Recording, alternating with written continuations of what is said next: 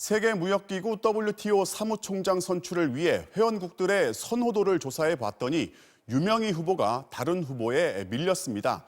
그런데 이 조사 결과를 공개한 직후 미국이 유 후보를 공개 지지하고 상대 후보의 거부권을 행사하면서 상황이 복잡해졌습니다. 조사 결과에 승복할지 아니면 막판 뒤집기를 노릴지 나세영 기자가 가능성을 따져보았습니다. 회원국 선호도 조사를 마친 WTO 의장단은 나이지리아 후보를 사무총장으로 추천했습니다.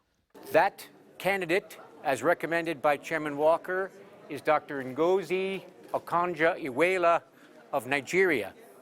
득표수를 공개하진 않았지만 두 후보 간 표 차이가 적지 않은 것으로 알려졌습니다.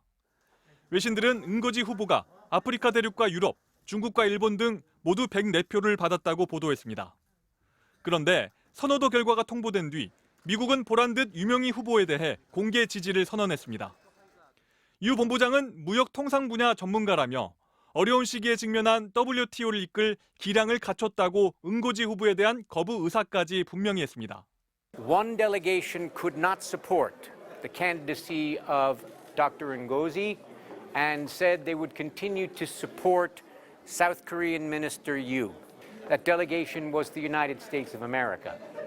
그러나 미국의 행보에 대한 다른 회원국의 시선은 싸늘합니다. 영국 BBC는 미국이 아프리카 최초 WTO 수장을 막으려고 한다고 비판했고, 미국 블룸버그도 미국이 거부권으로 WTO에 혼란을 일으켰다고 지적했습니다.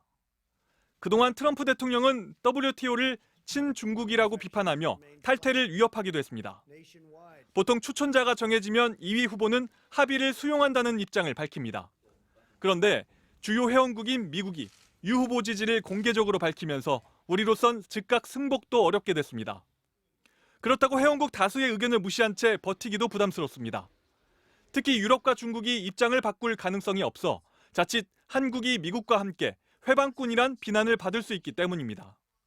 청와대 핵심 관계자는 선호도 조사 결과가 곧 결론은 아니라며 남은 절차를 지켜보자고 했지만 이번 주말까지 미국과 조율해 출구 전략을 결정할 것으로 예상됩니다. MBC 뉴스 나세웅입니다.